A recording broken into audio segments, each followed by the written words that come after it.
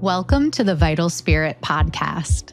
I'm Dr. Kelly Livingston, a naturopathic physician and your guide to a new health reality, one that connects body, mind, and spirit. Together, we'll dive deep into the art and science of holistic healing.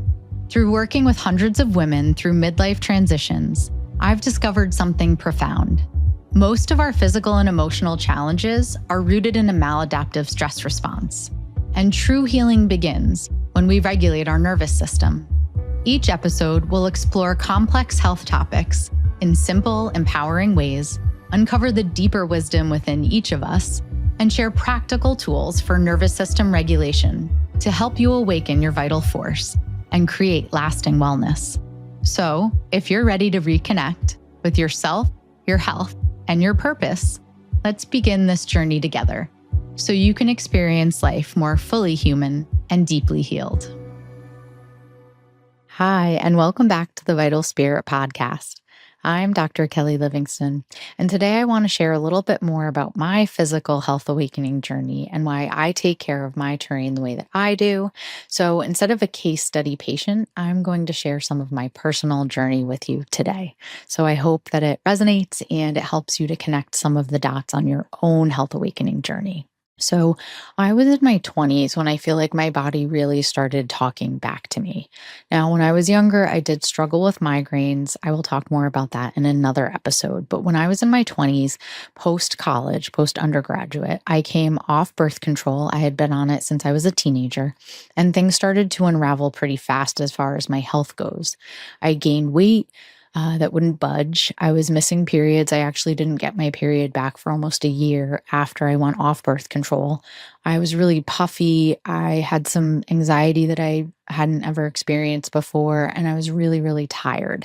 And I had really no language yet to name what I was experiencing or what was happening. I was training for triathlons. I was still very physically active. I was also bartending at night and recovering from the stress of undergrad at an Ivy League school where I had a scholarship, so lots of pressure essentially. And I didn't know it then, but I was really deep in burnout. And it's the kind that no one sees because I was so high functioning on the outside, right? Burning the candles at both ends is an understatement, though. So in my mid-20s, when I decided to go back to school, to naturopathic medical school, I really was in the throes of that first burnout, I would say, of mine, which of course, like I said, no one would know.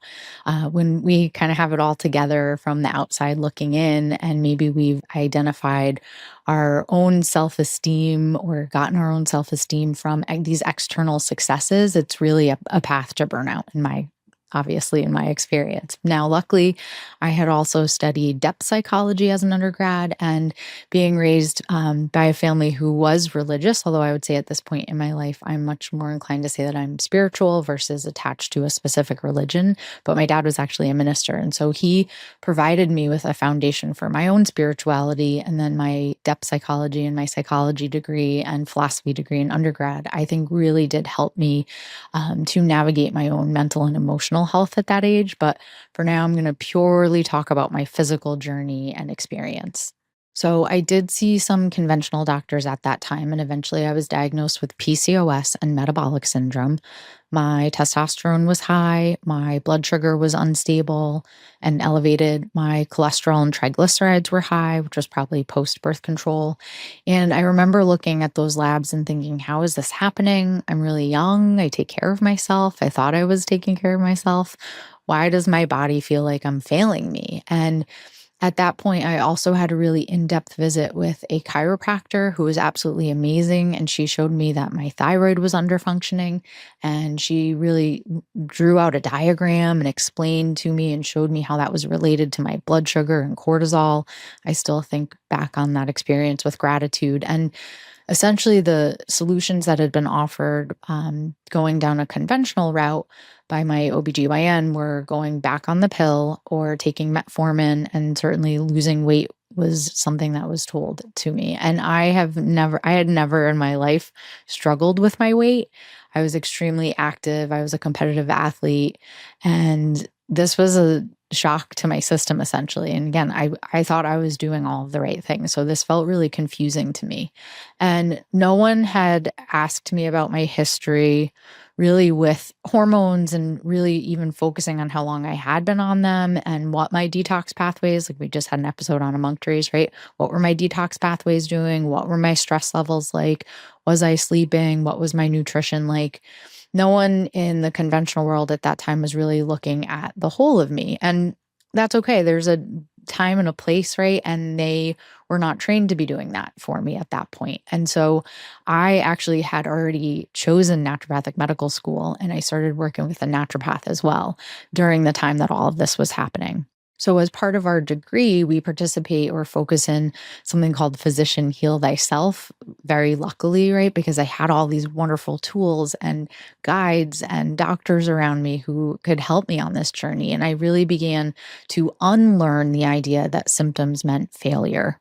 And I really learned how to trust in my body and how to listen to my symptoms and really work backward to figure out, okay, what is going on here and what do I need to do to fix the situation? I definitely was not chasing quick fixes, and I did start to rebuild the foundations of my health, really taking a good look at food and what foods were my friend, what foods were my foe. I really began my journey with yoga, meditation, and breath work back then. I had to really look at times when I needed to rest, when I needed to have boundaries, when I needed to not care so much about the grade I got on a test, still study and prepare and do really well. But I had to start to look at the things that were really draining me unnecessarily. I spent a lot of time outside with my dog, my Rottweiler that I had back then. We spent so much time at the beach and walking outside. And really, I feel like he taught me how to be in the moment and meditate. And I'm so grateful for having that time to do that while I was in school. So I think given some of the wisdom seeking that I had gone through in the years leading up to that, I was able to work on healing not just physically, but emotionally and spiritually. And I really did a lot of deeper work on coming home to myself and being able to be in those quiet moments and learn from some of the things that came up and look at archetypal patterns in my life and soul contracts and start to map those into my physical journey. And because I was immersed in naturopathic medicine, it was a wonderful time and place to do that. So some of you as patients have maybe heard me talk about the pattern of Chiron or the wounded healer and the role that acknowledging patterns that hold us back, as well as our strengths historically and in the moment that can help propel us forward in life, has such a wonderful place in any health awakening journey. So I was doing all of that kind of inner work as well. And that didn't just change my health, but it really shaped the medicine that I now practice. So I thought it might be helpful to share some of that story with you today. And it's really why I do this work. I just posted on Instagram a little rant about how women deserve so much better in healthcare. And it's because I experienced that myself. And this is part of what I'm referring to in last week's episode around training and philosophy instilled in our education as naturopathic physicians, and then our experience working in the state of Connecticut where we're licensed, but we're not prescribing. So we really are relying on the therapeutic order and the foundational role of diet and lifestyle and herbal medicine and homeopathy and how to care for our body and our mind. So throughout that experience that I had back in my 20s, and then all of the years that I've worked with patients as a naturopathic physician, I do think it has allowed me to see really full circle where I came from and where I am now, and provide some hope and guidance to patients that maybe are at the beginning of that journey. And so I just wanted to share a little insider information there with you. And I think part of my own personal health journey and awakening was really realizing that modern medicine and even some holistic practitioners are really kind of selling this lie that symptoms are a problem to eliminate. And what if they're not a problem at all, right? What if they really are messages? This is that whole paradigm shift that I'm constantly talking about and educating around. What if your body is not broken? What if it is truly brilliant and you're just not being taught how to listen? I wasn't taught how to listen. I didn't know how to listen. I didn't know what to do about it. And some of the patterns that I see again and again with patients are they have anxiety. So they're told, let's block the anxiety. Let's turn that off. You don't want to feel that way. Or you're tired. Let's stimulate the adrenals. You're bloated, let's kill off the bacteria that's bloating you. You're hormonal, let's balance it with external hormones. We've been trained to override, to suppress, to fix. We are really programmed to think there's something broken that needs to be fixed. We're not trained to support, to listen, to trust, to be in relationship with our bodies and the symptoms that our bodies are exhibiting. And when we override, when we reach for something external and override, we do interfere with the innate intelligence of the body.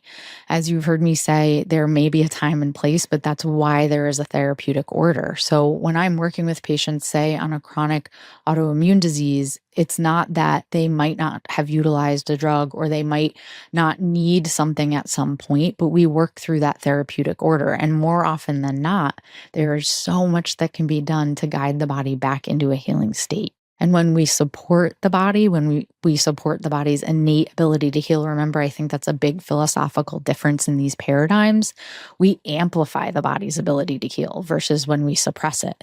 This is a lesson that I come back to again and again with patients. And yes, we might use supportive natural agents to relieve pain, for example, but that's not where we stop, right? So part of working with me might be knowing what to do naturally for your headache or a pain that you have instead of a pain reliever that's going to tax your organs of elimination and clog your arteries and compromise your terrain, right? But we're also going to get curious and inquisitive. We're going to ask why, but why do we have that headache? But why did that process that triggered that headache occur? We always are digging deeper. So truly supporting versus overriding is one of the most important distinctions that I teach my patients. And one of the things that I really do think we're not taught to consider when we've just kind of like gone to the doctor and gotten our checkups and, maybe they run blood work once in a while. And when we're sick, we ask for something to turn off the symptom of that sickness, right? Overriding looks like forcing hormone levels without addressing the terrain. Overriding looks like using antimicrobials or antibiotics without rebuilding the microbiome. It looks like suppressing symptoms or emotions instead of decoding them. It looks like numbing. It looks like detoxing aggressively without opening up elimination pathways first or understanding even what the goal of that detox is. And it looks like taking supplements just to fix a lab number, right? Of course, we run labs. I keep saying that, yes, and there's more to it than that. And I think it also looks like using devices to biohack. Now, I just want to be clear here. I do think that there are lots of ways to support the body. And sometimes there might be a case for an external device. But the point is not to bypass the foundational work that actually gives the body what it needs to do its work, right? And certainly to honor choosing the least invasive methods when you're able.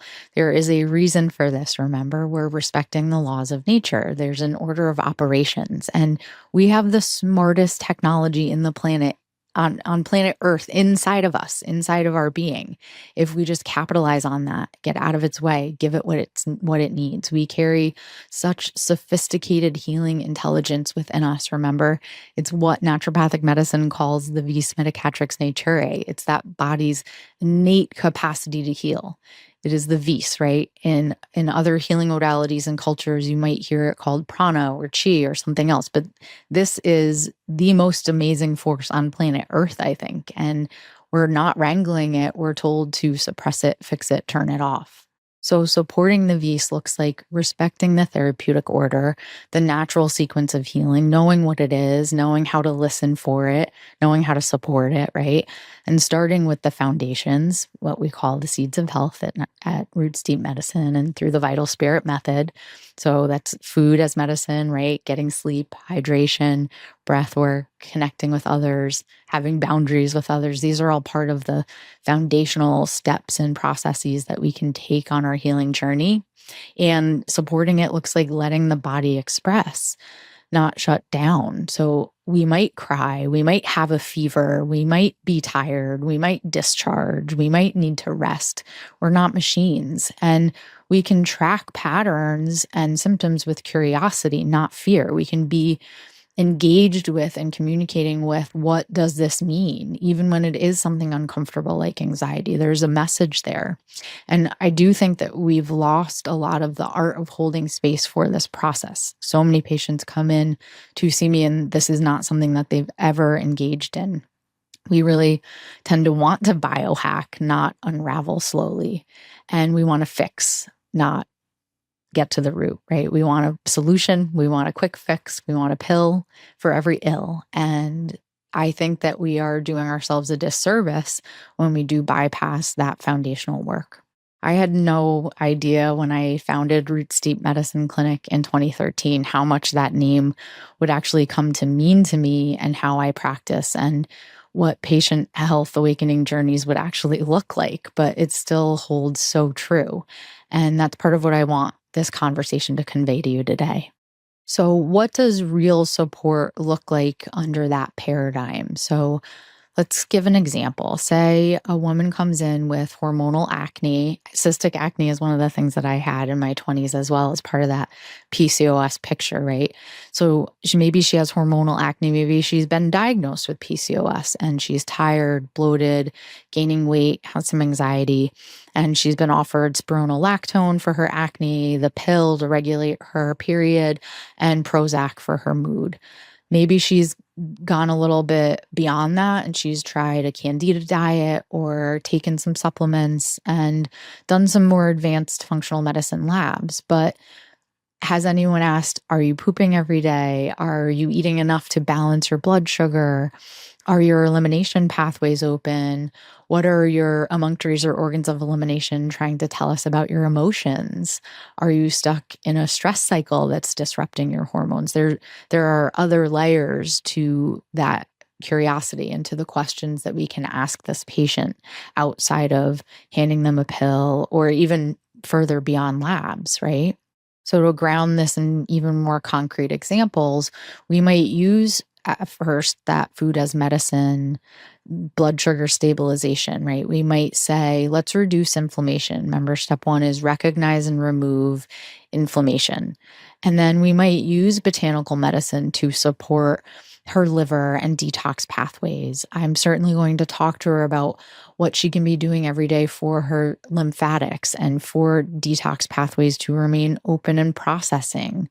We might talk about gut health and, again, things and strategies that she can do every day throughout the day that are not that hard or complicated, that are going to support that healthy microbiome or even her adrenal function.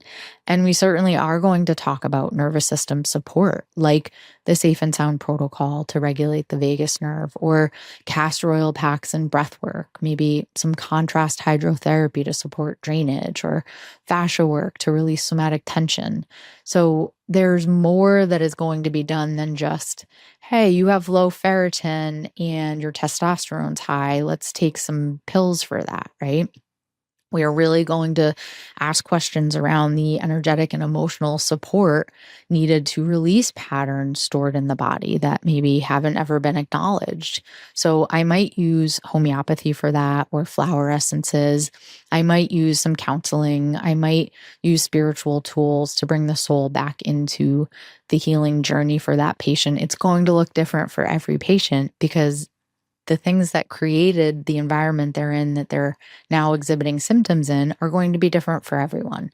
And the foundational tools, albeit similar across the board, for example, like a healthy diet or hydration, are kind of prerequisites for any human being. But then there's so much more detail that we can get into as we begin to water those seeds of health and really weave in other layers of healing and other modalities that work with all of these different aspects of your health journey. So it truly isn't about silencing symptoms. When I'm taking a case homeopathically or considering a flower essence or gemotherapy, I'm asking what those symptoms might mean, what they're telling us. So I'm matching up different organ systems that are exhibiting symptoms, or different emotional states that patient might have, different times of night they're waking, different unique cravings. I'm getting a really full picture and understanding of that person, that human being, and what those symptoms mean to them and what that person's body or mind is trying to tell us. So it's really about listening, and it's about working with them to help resolve the underlying issue.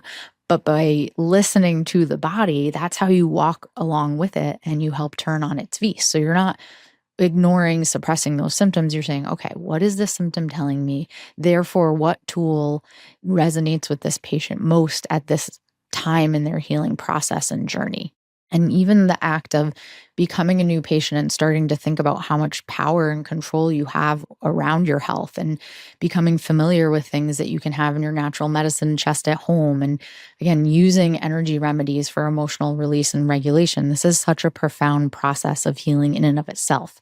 You are taking back the power that you have inside of you to heal versus looking for something external to turn things off or stop things.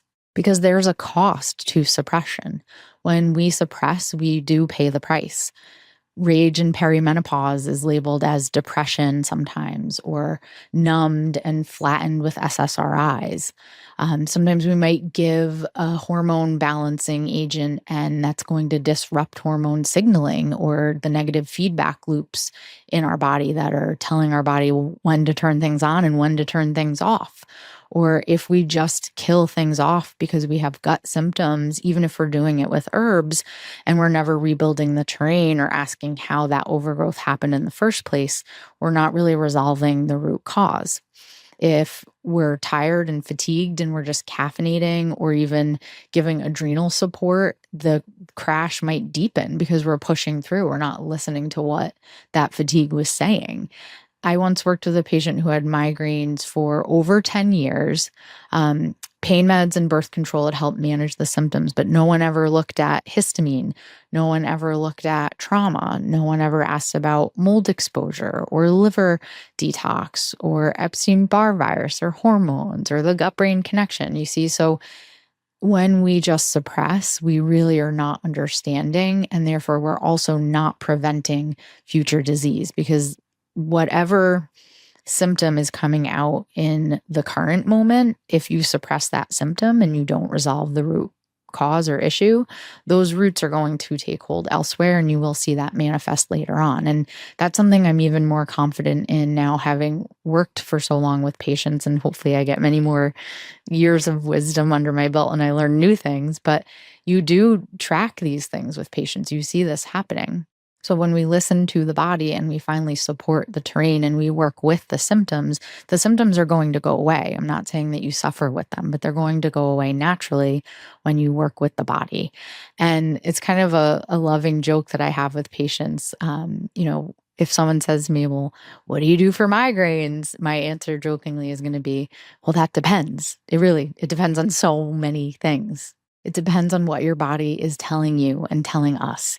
Your body is not betraying you. It's trying to speak to you, and not just physiologically, right? So psychologically, archetypally, symbolically. So what we do for migraines is we listen, and we can't do that if we're chasing a quick fix or a magic pill that erases the message. And I had migraines for many years when I was younger. I am definitely not saying continue to have the migraines, right? I don't have migraines anymore. They're gone. It is very, very rare that I ever get a migraine. And that's something that I struggled with for many years of my life. So I'm not saying we continue to suffer, but we don't erase the message. So, for example, in depth psychology, we understand symptoms not just as biological breakdowns, but as expressions of the unconscious. So the body becomes the stage on which your psyche or your unconscious performs what the ego refuses to feel, see, or integrate. It's going to come out. So that rash might be a boundary issue made visible. That fatigue, a somatic protest against unsustainable living. Your body is saying, no, I can't do this anymore, right? That migraine, a pressure to hold too much without release. That hormonal range in perimenopause, that's your archetypal wild woman awakening and refusing to be silenced. Consistently, day in and day out, the psyche translates into the physical. I see this all the time.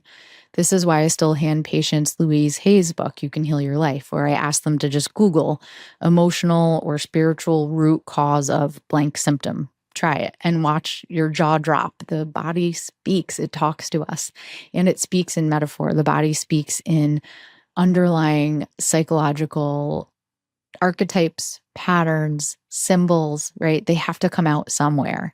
And yes, you might have a lab that shows us a truly physical root cause, but I guarantee you also have a mental, emotional, or spiritual component of that root cause as well, because they're all connected. They're all one and the same. Carl Jung wrote that the gods have become diseases. I really like this because what he means by that is that we no longer relate to the sacred, the symbolic, the soulful, right? We're really not getting quiet and tapping into that inner knowing. And the psyche finds another way to speak through the body. And the longer that we override the messages, the louder the body gets. You've heard me say this before, right? Healing then is not about silencing the symptom. It's not about telling the body to be quiet. It's about integrating the story that the symptom is trying to tell us. And I really think that this is exactly why I was so drawn to naturopathic medicine, because it's not just herbs or diet, although I love those things, but it's a return to wholeness, and it's seeing the body as both biological and mythological. And I think this is why so many of us don't just need protocols. Again, there's a time and a place. I can get rid of bloating and SIBO with the best of them, but we need witnessing, we need space holding, we need story integration, we need a place to be heard, we need a place to be safe, to feel grief, to meet the archetypes that are moving through us, to even recognize and acknowledge that they're there, the mother, the warrior, the wounded healer, the witch. We need to notice how that feels when we work with those. And we need to learn how to turn on our vital force. I don't know about you, but I wasn't taught this in school. Yes, in naturopathic medical school, but not when I was a kid, right? And working with the vital force and realizing that that's safe and that it's a process that allows us to be on this healing journey. To me, that's what I mean when I say living life or experiencing life fully. And that definitely does not mean without pain. I know I shared a little bit about my physical health journey. I haven't shared much about mental or emotional pain that I've had in my life, but I do feel like our pain is our purpose and that this is the soul of medicine, and we've been missing it. And this is the medicine that I practice. And the best part is you can work with licensed NDs in so many states. And I can't wait to highlight more on coming episodes of the podcast. So if you've worked with an ND, a naturopathic doctor or physician, or any holistic provider that you think has a unique perspective that others might benefit from, please share this with them. And know that natural medicine isn't just natural. As I've talked about before, it is a distinct system of licensed primary care providers, and we blend clinical training and evidence-based modalities with the wisdom of the healing arts, with all of these other things that I'm talking about. We are all different and unique, and we have our own tools and modalities and histories and stories that we bring to our practices. But I really do recommend that you try to find a local ND if you are struggling on your health journey, because we're trained in diagnostics and lab interpretation and pharmacology, physical medicine, hands-on healing and medicine, botanical medicine, and nutrition. But I find that we are unique as providers, and that we are also taught how to track the story behind the symptom and how to listen and how to support the body's natural sequence of healing, not just patching the parts up. And that's really what inspired me to create the Vital Spirit method. After over a decade in practice, I saw how many women were overwhelmed by protocols and really feeling disconnected from themselves and unsure where to begin. They didn't need more tips. They didn't need more things to do. Yes, I know sometimes as you're listening, it probably sounds like I'm telling you a lot of things to do. When I work with a patient, the process is obviously a little different than me just talking to them. But I've found that women really needed a roadmap and someone to walk it with them. And on the roadmap that I've created, we are regulating the nervous system, healing the gut-brain axis, balancing hormones naturally, detoxing gently in the right order, and reconnecting to the soul of our health journey, not just the science. I love science. I geek out on science. I love research. I absolutely do. But there's also something more. There's a deeper journey, and it's not a quick fix. It's not for everyone. Some people do just want to know about elderberry syrup or some weight loss tips, and they want to take a supplement and move on. And that's okay. There's no shame in that either, because you're not behind. No one's behind. I don't think there's even a right or wrong here. Not certainly not in the way that I practice medicine. I do know that my own life and my own professional experiences have taught me some truths, and those are the things that I want to share with you. And one lesson that I personally have been digesting lately is acceptance of things unfolding in due time and not rushing our healing. And I think part of being a good doctor is knowing how to meet people where they are in that journey, right? With respect, compassion, and patience, and to give them what they're asking for in that moment and gently plant the seeds for deeper knowledge for when they're ready to grow. They might not be ready yet. So I do find that we need a starting point that's doable. And if any of this conversation has overwhelmed you, a great starting point is just getting back to some of those episodes on the gut brain axis, or just pillar one of the vital spirit method, and really thinking about the things that you can change within that one pillar. Because healing's not a competition. And as I said, it's definitely not something that can be rushed.